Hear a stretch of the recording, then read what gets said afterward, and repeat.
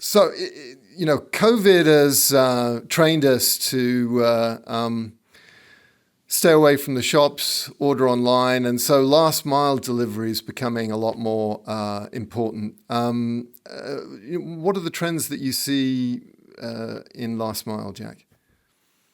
Yeah, I think one thing that you're seeing a lot of is consolidation. And I don't mean in the sense of companies merging or things like that. I mean more in the sense of consolidating orders together to reduce the number of trips that a last mile delivery driver has to make. Because, one of the big problems facing the last mile right now is sustainability. Just the sheer volume of products that are being shipped. You've got e-commerce as well, which is playing into that. It's creating many more miles traveled over the last mile. So companies are trying to look at ways to reduce those miles. You've got things like split cart, for example. This is the idea that you can bundle orders from different retailers and have them arrive at the same time at the same place. So that kind of eliminates the need for multiple trips. You're also seeing retailers do things like looking at the last mile as the first mile of returns, meaning that as these companies make deliveries, they'll also go out and pick up products that are out for returns, kind of reducing the number of trips in that way as well.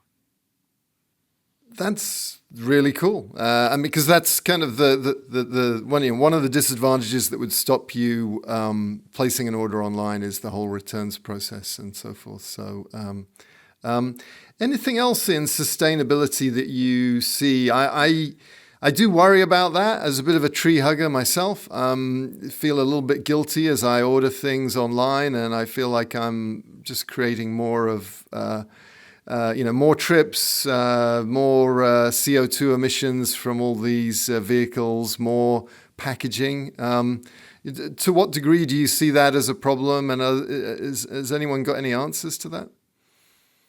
Yeah, I mean it's a big problem. The transportation industry, I'm not sure the exact number, but it's responsible for a huge portion of U.S. emissions.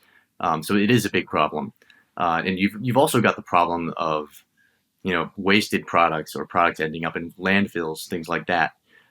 So I do think continuing with the topic of returns that retailers are trying to make it easier for customers to return items and then also easier for them to repurpose those items and resell them instead of having them end up in landfills. So they're doing that in a few different ways. One of them is offering to go to the customer to actually make the return rather than having them go into the store and drop off the product.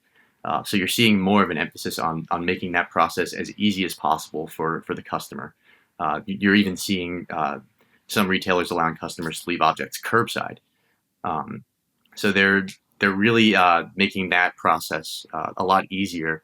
And then once those products are back in inventory, you also see a lot of retailers kind of dedicate an entire system to returns. It's called an RMS or returns management system, similar to a WMS, but specifically for products that have been sent back to the retailer.